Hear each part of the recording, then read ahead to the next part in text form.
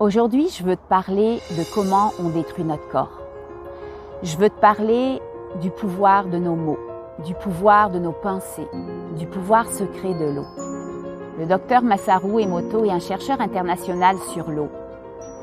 Il a fait des recherches pour pouvoir prouver scientifiquement que l'eau a une mémoire. C'est la capacité d'aller réveiller toutes tes mémoires. Retourne directement à ce moment-là où tu as décidé de t'incarner sur la planète. 1, 2, 3.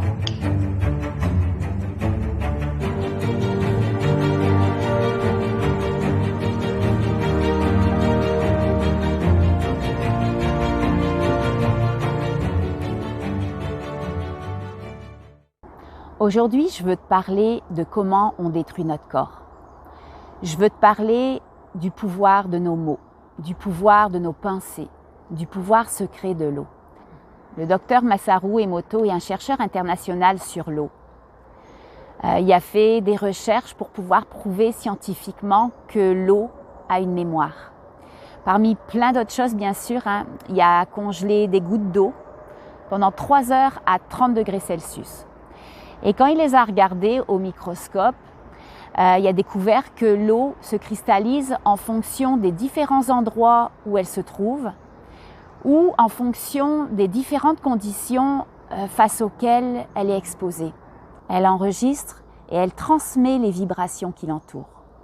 Elle réagit aux sentiments des personnes qui l'entourent, aux émotions, aux mots qu'on prononce, à la musique même. Elle va prendre des formes cristallines différentes en fonction de ce qu'on pense, de ce qu'on dit, de ce qu'on fait, de ce qu'on ressent. Lorsque l'eau est exposée à de la belle musique, comme de la musique classique par exemple, ça va former un très beau cristal. Alors que de la musique comme du heavy metal va former un cristal de forme disharmonieuse. La même chose avec les mots. Lorsque le docteur Masaru Emoto énonçait un mot de belle fréquence comme amour ou paix, ou qu'il l'écrivait en son contact, ou qu'il posait à côté de cette eau des belles images, des belles photos, là, ça formait des cristaux d'eau de forme harmonieuse. Et au contraire, lorsqu'il énonçait un mot de basse fréquence vibratoire comme haine ou peur, qu'il l'écrivait en son contact, ou qu'il posait à côté de cette eau des photos ou des images qui représentaient des mauvaises choses, ça formait des cristaux d'eau de forme disharmonieuse. Étant donné que notre corps est composé à 70% d'eau, on peut imaginer l'impact vibratoire que nos paroles, nos pensées, nos émotions, la musique qu'on écoute peut avoir sur notre corps et sur notre santé même. Il y a une expérience qu'on voit souvent et qu'on peut faire pour montrer les mémoires de l'eau. C'est de mettre du riz dans 2 bocaux remplis d'eau. Il y a un bocal rempli d'eau et de riz que tu vas insulter, juger plusieurs fois par jour, ou tu peux y placer devant un bout de papier avec écrit dessus des mots comme haine, peur. Et il y a un autre bocal d'eau et de riz à qui tu vas envoyer de la douceur plusieurs fois par jour, avec des mots comme « je t'aime »,« amour »,« paix »,« merci ». Et déjà, au bout de quelques semaines, tu vas te rendre compte que le bocal qu'on insulte avec des mauvais mots va commencer à pourrir.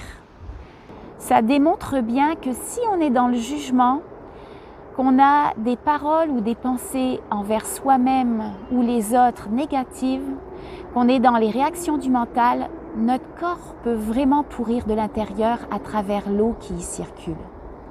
Le docteur Masaru Emoto disait même que si on est en disharmonie vibratoire, on peut développer des malaises ou des maladies.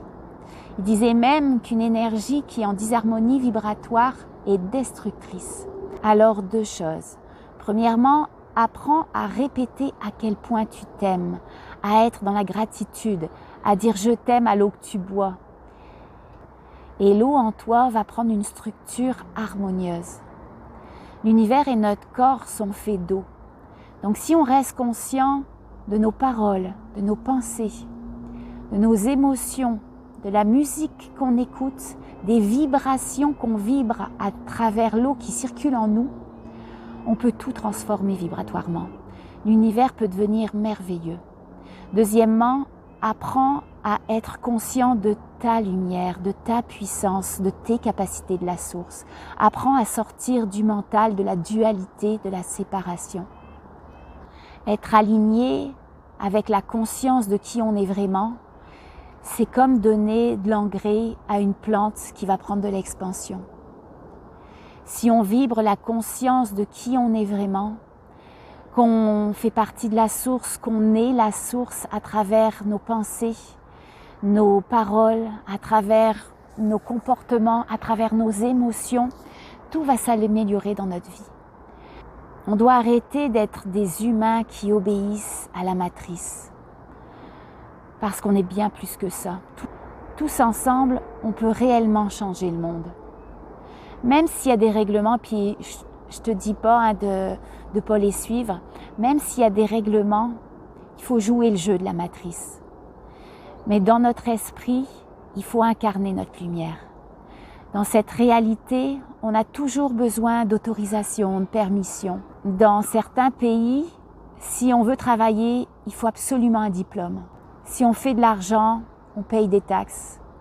Même si on est propriétaire, on doit payer des taxes foncières pour occuper notre propre terrain. Il faut même avoir une permission quand on veut sortir de l'hôpital. On est dans un système où on est comme infantilisé. Ça prend des permissions, des autorisations. Il y a toujours cette dimension d'obligation qui vibre dans nos cellules au niveau énergétique. Mais on a le pouvoir de changer ces vibrations-là en nous. Je t'invite à jouer le jeu de la matrice, à faire semblant de jouer le jeu, mais dans tes pensées, tes paroles, tes réactions, tes émotions, sois dans la conscience. Ressens ta puissance, ressens que tu es la source, ressens que tu as ces capacités. Sors du mental qui juge, du mental qui pourrit ton corps comme le riz pourrit et l'eau. Les jugements, les paroles négatives, les émotions négatives détruisent non seulement ton corps, mais aussi le monde au complet par leur vibration. Te connecter à ton âme tous les jours, à ton cœur, à ton essence, à qui tu es vraiment, va rééquilibrer ton mental et le reprogrammer progressivement par les vibrations que tu émets dans tes pensées, dans tes paroles, dans tes émotions. Einstein disait que l'univers est fait de vibrations. Chaque être humain a une vibration différente. En changeant sa pensée, ses mots, ses émotions, il peut changer sa vie littéralement. En changeant tous nos pensées, nos mots, nos émotions, on peut même changer le monde. Alors je te fais des gros bisous. Bisous, à bientôt.